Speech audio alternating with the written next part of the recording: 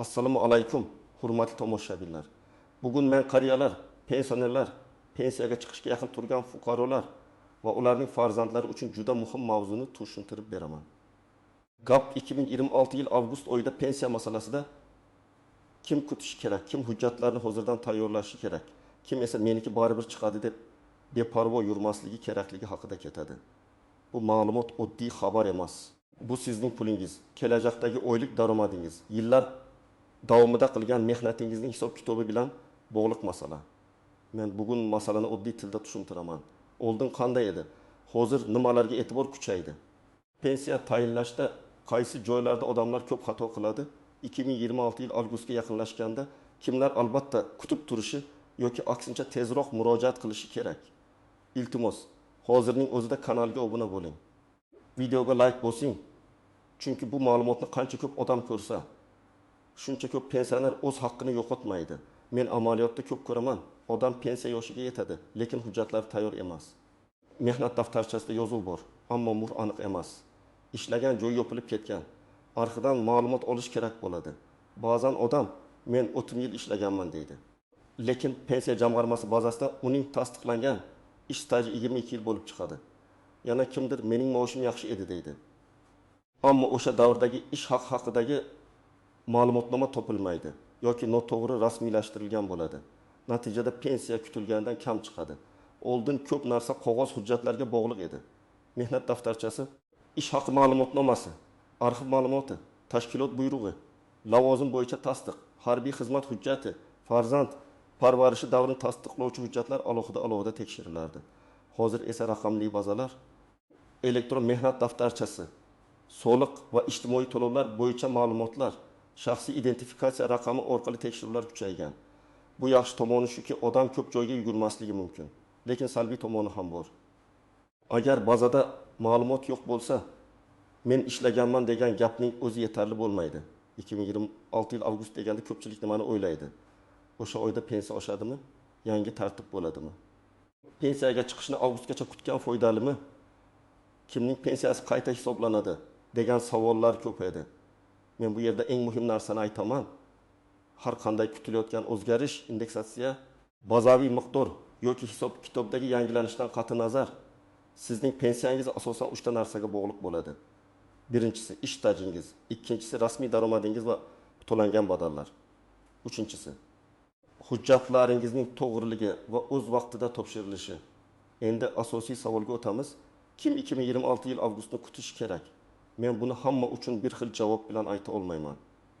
Chunki pensiya masalasida bir o'y ham ba'zan farq qiladi, ba'zan esa umuman farq qilmaydi. Birinchi toifa pensiya yoshiga 2026 yil avgust oyida yoki undan keyin yetadiganlar. Masalan, erkak kishi pensiya yoshiga 2026 yil 2 avgustda yetadi. U iyul oyida pensiya tayinlata olmaydi. Chunki o sharti hali kelmagan bo'ladi. Demak, u avgustni kutish kerak, lekin hujjat tayyorlashni avgustda boshlamasligi kerak. Men doim shuni maslahat beraman. Pensiya yoshiga 6 oy qolganda hujjatlarni tekshirish boshlansin. Agar odam avgustda yoshga yetib sentabrda hujjat yig'ishni boshlasa, bir necha oy vaqt yo'qotishi mumkin. Ikkinchi toifa staj yetmayotganlar. Masalan, ayol kishi pensiya yoshiga yetgan, lekin tasdiqlangan ish staji kam. U bugun 8 oy rasmiy stajga ega, qonunda esa unga ma'lum minimal staj kerak. Agar u yana 4 oy ishlasa va 2026 yil avgustga borib talab qilingan stajni to'ldirsa, kutish foydali bo'lishi mumkin. Chunki staj yetarli bo'lmasa, pensiya miqdori pasayishi yoki ayrim imtiyozlar qo'llanmasligi mumkin. Lekin bu holatda ko'taman deb uyda o'tirish emas, rasmiy ishlash, to'lovlar tushishini ta'minlash kerak. Uchinchi toifa, yuqori maoshli davri endi shakllanayotganlar. Masalan, fuqaro oxirgi yillarda rasmiy ravishda yuqori oylik olib ishlayapti. Agar pensiya hisobida maosh davri muhim bo'lsa, ba'zan yana bir necha oy rasmiy yuqori daromad bilan ishlash kelajakdagi pensiya miqdoriga ta'sir qilishi mumkin. Oddiy misol. Odam oldin 2 million so'm rasmiy oylik olgan. Oxirgi yilda esa 7 million so'm rasmiy oylik olyapti. Agar u bugun pensiyaga chiqsa, hisob-kitobda eski pastroq daromad davrlari ko'proq rol o'ynashi mumkin. Agar yana bir necha oy ishlab rasmiy daromad bazasi kuchaysa, pensiya biroz yuqoriroq chiqishi ehtimoli bor. Buni albatta pensiya jamg'armasida oldindan hisoblatib ko'rish kerak. 4-toifa hujjatlarida muammo borlar. Bunday odamlar avgustni kutishi emas, aksincha hozirdan yugurishi kerak. Masalan, mehnat daftarchasida 1994 yildan 2001 yilgacha ishlagan davr yozilgan, lekin korxona tugatilgan. Arxi qayerda ekani noma'lum. Agar odam avgustda pensiyaga chiqmoqchi bo'lsa, arxiv ma'lumotini iyulda qidirsa, kech bo'lishi mumkin. Arxiv javobi ba'zan 15 kunda, ba'zan 60 kunda, ba'zan undan ham uzoqroq vaqtda chiqadi. Shuning uchun muammoli hujjatga ega odam kutmasligi kerak, balki hozirdan tekshirtirishi kerak. Men alohida aytib o'taman. Quyidagi holatdagi fuqarolar pensiya masalasida albatta hushyor bo'lishi kerak. Birinchidan, ish stajining bir qismi sobiq kolxoz, sovxoz, shirkat xo'jaligi, kichik xususiy korxona yoki hozir mavjud bo'lmagan tashkilotda o'tganlar. Bunday joylarda hujjatlar ko'pincha to'liq saqlanmagan bo'ladi. Masalan, bir amaki 1907 yildan 1909 yilgacha xo'jalikda traktorchi bo'lib ishlagan. Mehnat daftarchasida yozuv bor, lekin ishga qabul qilish buyrug'i arxivda topilmadi. Bu holatda qo'shimcha dalil maosh vedomosti kasaba uyushmasi hujjati. Arxiv ko'chirmasi kerak bo'lishi mumkin. Ikkinchidan, uzoq yillar norasmiy ishlaganlar. Odam bozorda ishlagan, ustachilik qilgan, qurilishda yurgan, lekin rasmiy shartnoma bo'lmagan, u o'zini 30 yil mehnat qildim deb hisoblaydi. Hayotiy jihatdan bu to'g'ri, u albatta mehnat qilgan. Lekin pensiya hisobida rasmiy tasdiq bo'lmasa, bu yillar tan olinmasligi mumkin. Shuning uchun men doim aytaman, pensiya faqat yoshga qarab beriladigan pul emas. U rasmiy tasdiqlangan mehnat va to'lovlar bilan bog'liq. Uchinchidan, familiyasi, ismi, otasining ismi turli hujjatlarda har xil yozilganlar. Masalan, pasportda Abdullayeva yozilgan. Mehnat daftarchasida Abdullayeva yoki Abdullayeva M deb ketgan. Yoki nikohdan keyin familiya o'zgargan, lekin eski hujjatlarga bog'lovchi nikoh guvohnomasi yo'q. Bunday kichik tuyulgan xatolar pensiya tayinlashda katta to'siqqa aylanadi. Chunki tizim bir odam ekanini aniq ko'rish kerak. To'rtinchidan, chet elda ishlaganlar. Agar fuqaro bir necha yil Rossiya, Qozog'iston, Koreya yoki boshqa davlatda ishlagan bo'lsa, o'sha davr pensiya stajiga qanday kirishi alohida kelishuvlar, rasmiy hujjatlar, to'langan badallar va tasdiqlovchi ma'lumotlarga bog'liq bo'ladi. Men u yerda ishlaganman degan og'zaki gap yetmaydi. Shartnoma, rasmiy ish joyi, ijtimoiy sug'urta to'lovlari, migratsiya hujjatlari, ish beruvchi ma'lumotnomasi talab qilinishi mumkin. Endi kimlar nisbatan xotirjam bo'lishi mumkin? Agar sizning barcha ish faoliyatingiz rasmiy bo'lgan bo'lsa, elektron mehnat daftarchasida ma'lumotlar to'liq ko'rinsa, ish beruvchi tomonidan barcha to'lovlar o'z vaqtida o'tkazilgan bo'lsa, pasport, chashir, mehnat daftarchasi, diplom, harbiy bilet, nikoh guvohnomasi kabi hujjatlaringizda jiddiy tafovut bo'lmasa, sizda xavf ancha kam. Lekin xavf kam degani umuman tekshirish shart emas degani emas. Men hatto eng tartibli hujjat egasiga ham pensiya yoshidan oldin kamida bir marta pensiya jamg'armasiga yoki My.Bank.uz orqali tegishli xizmatlarga kirib, ma'lumotlarini tekshirtirishni maslahat beraman. Masalan, bir ayol 25 yil maktabda o'qituvchi bo'lib ishlagan, hammasi rasmiy. Oylik kartaga tushgan, mehnat daftarchasi bor. Lekin elektron tizimda 2005 yilgacha bo'lgan davrning bir qismi kiritilmagan bo'lishi mumkin. Agar u oldindan tekshirtirsa, maktab arxividan ma'lumot olib masalani hal qiladi. Agar pensiya tayinlanadigan kunda bilsa, asabiylashadi, vaqt yo'qotadi, ba'zan pensiya tayinlanishi cho'ziladi. Birinchi misol. Akmal aka 2026 yil avgustda pensiya yoshiga yetadi. U 28 zavodda ishlagan, oxirgi 6 yil yakka tartibdagi tadbirkor sifatida faoliyat yuritgan. U o'ylaydi, avgust kelsin, borib pensiyamni olaman. Lekin tekshirsa, tadbirkorlik davrida ayrim oylar uchun ijtimoiy to'lovlar to'liq o'tmagan. Agar u hozirdan buni aniqlasa, to'lovlar, hisobotlar, soliq organidagi ma'lumotlarni tartibga keltirishga ulguradi. Agar avgustda bilsa, pensiya hisobida ayrim oylar tushmay qolishi mumkin. Ikkinchi misol. Muhabbat opa 2026 yil iyulda pensiya yoshiga yetadi. Unga tanishlari avgustni kut, balki pensiya oshadi deyshadi. Bu yerda ehtiyot bo'lish kerak. Agar u iyulda pensiya olish huquqiga ega bo'lsa va hujjatlari tayyor bo'lsa, shunchaki mish uchun kutib yurishi zarar keltirishi mumkin. Chunki pensiya tayinlashda murojaat sanasi muhim bo'lishi mumkin. Agar u o'z vaqtida murojaat qilmasa, ayrim to'lovlarni kechroq ola boshlaydi. Shuning uchun bunday holatda men aytaman, avval rasmiy idoradan hisob-kitob qildiring, keyin qaror qiling. Uchinchi misol. Rustam aka 2026 yil avgustgacha yana 3 oy ishlasa, umumiy staji 3 yilga yetadi. Uning ish joyi rasmiy, oylikdan to'lovlar ketmoqda. bunday vaziyatda kutish foydali bo'lishi mumkin. Chunki stajning to'liq bo'lishi pensiya miqdoriga ta'sir qiladi. Lekin u ish beruvchidan rasmiy buyruq, mehnat shartnomasi, oylik to'lovlari va elektron tizimda aks etishini nazorat qilishi kerak. 4-misol. Dilbar opa 1990-yillarda tikuv fabrikasida ishlagan, keyin farzandlari bilan uyda bo'lgan, keyin yana bog'chada ishlagan. Uning mehnat daftarchasida 2 joyda sana noto'g'ri yozilgan. Bir joyda ishga kirgan sanasi bor, chiqish sanasi yo'q. Bunday holatda pensiya jamg'armasi bu davrni qanday hisoblaymiz deb savol qo'yishi mumkin. Dilbar opa uchun eng to'g'ri yo'l arxivga murojaat qilish, sobiq korxona hujjatlari qayerda saqlanayotganini aniqlash, buyruq nusxalarini olish, kerak bo'lsa sud orqali mehnat faktini tasdiqlash masalasini o'rganish.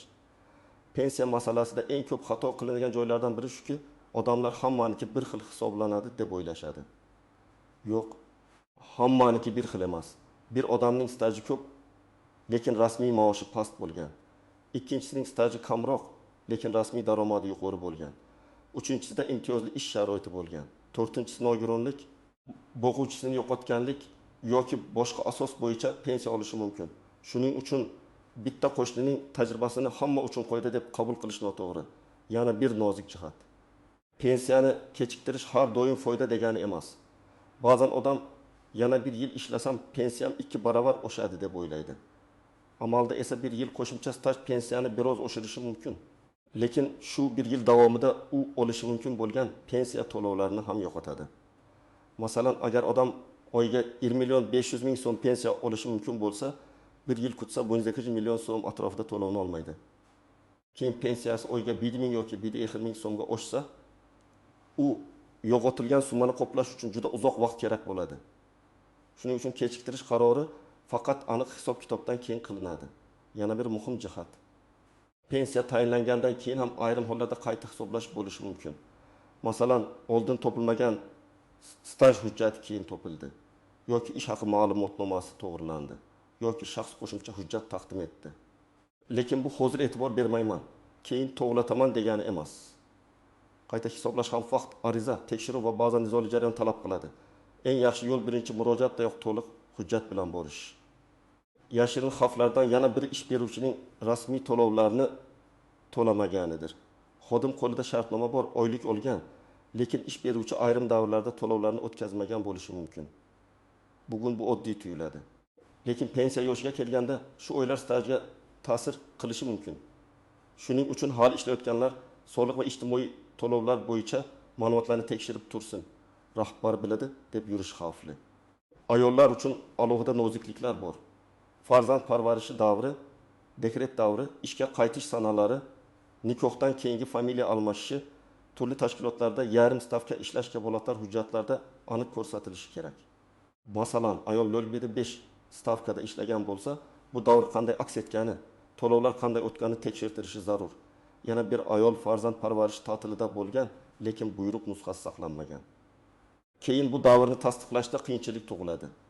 Erkaklar uchun harbiy xizmat davri, zararli yoki og'ir sharoitdagi ishlar, smenali ish, mavsumiy ishlar, qurilish tashkilotlaridagi davrlar ko'p savol tug'diradi. Agar kimdir shaxta, kimyo sanoati, issiq seks, og'ir transport, maxsus ro'yxatdagi kasblarda ishlagan bo'lsa, oddiy stajdan tashqari imtiyozli pensiya shartlari ham bo'lishi mumkin. Lekin buning uchun lavozim nomi, ish joyi, mehnat sharoiti, buyruqlar, attestatsiya hujjatlari to'g'ri bo'lishi kerak. Endi eng kerakli qismga o'tamiz. Siz hozir nima qilishingiz kerak? Men buni aniq qadamlar bilan aytaman. Birinchi qadam, shaxsiy hujjatlaringizni yig'ing. Pasport yoki ID karta, JSHR ma'lumoti, mehnat daftarchasi, diplom, harbiy bilet, nikoh yoki ajrim guvohnomasi, familiya o'zgargan bo'lsa, tasdiqlovchi hujjatlar, farzandlar tug'ilganligi haqidagi guvohnomalar. Nogironlik yoki boshqa imtiyozga oid hujjatlar bo'lsa, hammasini bir papkaga joylang. Ikkinchi qadam, mehnat stajingizni jadval qilib yozing. Qaysi sanadan qaysi sanagacha qayerda ishlagansiz, lavozimingiz nima bo'lgan? Tashkilot hozir bormi yoki yopilganmi? Qo'lingizda qaysi hujjat bor? Qaysi davr shubhali? Masalan, 1990 yil martdan 1995 yil iyungacha tuman savdo boshqarmasi sotuvchi. 1995 yil iyuldan 2004 yil dekabrgacha tikuv sexi usta. 2005 yildan 2026 yilgacha maktab, farrosh yoki o'qituvchi. Shunday yozsangiz, qaysi davrini tasdiqlash kerakligi darrov ko'rinadi. 3-qadam pensiya jamg'armasi bo'limiga yoki davlat xizmatlari markaziga murojaat qilib, oldindan maslahat oling. Men 2026 yil avgustda pensiya yoshiga yetaman, hujjatlarimni oldindan tekshirtirmoqchiman deb ayting. Agar elektron xizmatlar mavjud bo'lsa, My.Bongak.uz orqali ma'lumotlaringizni tekshiring. Agar tushunmasangiz, farzandingizdan, mahalladagi mas'ul xodimdan yoki davlat xizmatlari markazidagi mutaxassisdan yordam so'rang. 4-qadam, arxiv masalasini kechiktirmang. Agar ishlagan korxonangiz yopilgan bo'lsa, tuman yoki viloyat arxiviga yozma so'rov bering. So'rovda to'liq ism sharifingizni, tug'ilgan sanangizni, o'sha davrdagi familiyangizni, tashkilot nomini, ishlagan yillaringizni, lavozimingizni aniq yozing. Men falon yillarda ishlaganman, ishga qabul qilish va ishdan bo'shatish buyruqlari, ish haqi vedomotlari yoki stajni tasdiqlovchi ma'lumotnoma kerak deb yozing. Javobni albatta rasmiy tarzda oling. 5-qadam. Ish haqi ma'lumotlarini tekshiring. Ayniqsa yuqori oylik olgan davrlaringiz bo'lsa, ularni tasdiqlovchi ma'lumotnomalar to'g'ri rasmiylashtirilgan bo'lishi kerak. Ma'lumotnomada tashkilot nomi STR, rahbar va bosh hisobchi imzosi, muhr, oyma-oy ish haqi, davrlar aniq ko'rsatilgan bo'lishi maqsadga muvofiq. Agar tashkilot yopilgan bo'lsa, arxivdan maosh ma'lumotlarini so'rash kerak. 6-qadam, hujjatlardagi ism familiya xatlarini tuzating. Agar bitta hujjatda to'xtasin, boshqasida to'xtasin yoki to'xtasin bo'lsa, bu tafovutni oldindan aniqlang. Kerak bo'lsa FAD yo organi orqali ma'lumotnoma oling, nikoh guvohnomasini tiklang. Sud orqali tegishlilik faktini tasdiqlash masalasini yurist bilan maslahat qiling. Bu ishlarni pensiya kuni emas, oldindan qilish kerak. 7-qadam, agar siz hali ishlayotgan bo'lsangiz, ish beruvchidan rasmiy to'lovlar bo'yicha ma'lumot so'rang. Mehnat shartnomangiz borligini, elektron tizimga kiritilganingizni, oyliklaringiz rasmiy aks etayotganini tekshiring. Agar sizga konvertda pul berilayotgan bo'lsa, bilingki, bu bugun ko'proq puldek ko'rinishi mumkin, lekin ertaga pensiyangizga zarar qiladi. 8-qadam, hech qachon faqat mish-mishga ishonmang. Avgustda hammaning pensiyasi 2 barobar bo'lar ekan. Kim kutsa ko'proq olar ekan. Hujjat kerak emas ekan, hammasi bazada bor ekan degan gaplar rasmiy manba bilan tasdiqlanmaguncha xavfli. Men sizga ekspert sifatida aytaman. Pensiya masalasida eng ishonchli yo'l rasmiy idoradan yozma yoki elektron tasdiqlangan ma'lumot olishdir. Agar siz yoki ota-onangiz 2026 yil avgust atrofida pensiyaga chiqadigan bo'lsa, quyidagi reja bo'yicha harakat qiling. Hozirdan 6 oy oldin hujjatlarni yig'ing. 5 oy oldin staj jadvalini tuzing.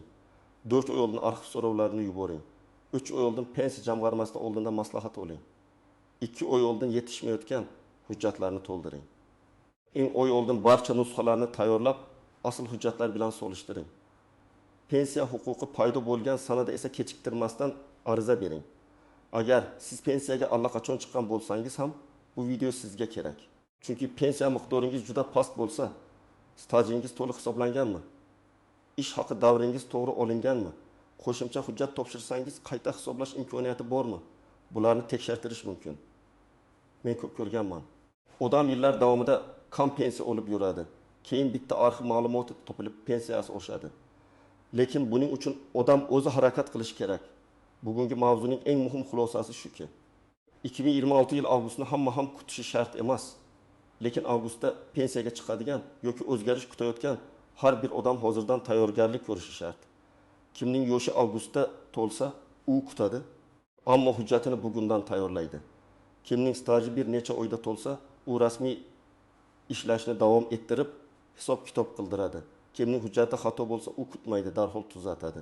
Kimning hamma ma'lumoti joyida bo'lsa ham, baribir oldindan tekshirtirib qo'yadi. Men sizlardan iltimos qilaman.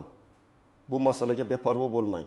Pensiya bu sovg'a emas, bu sizning yillar davomida qilgan mehnatingiz evaziga oladigan haqqingiz. Haqqingiz kamayib qolmasligi uchun hujjatni tartibga keltiring. Rasmiy ma'lumot oling. Arxivni tekshiring. Ish stajingizni hisoblang. Agar sizda 2026 yil avgust pensiyasi bo'yicha savol bo'lsa, kommentariyada yozishingizni, taxminiy ish stajingizni va muammoingizni yozing. Men keyingi videolarda eng ko'p berilgan savollarni alohida tushuntirib beraman.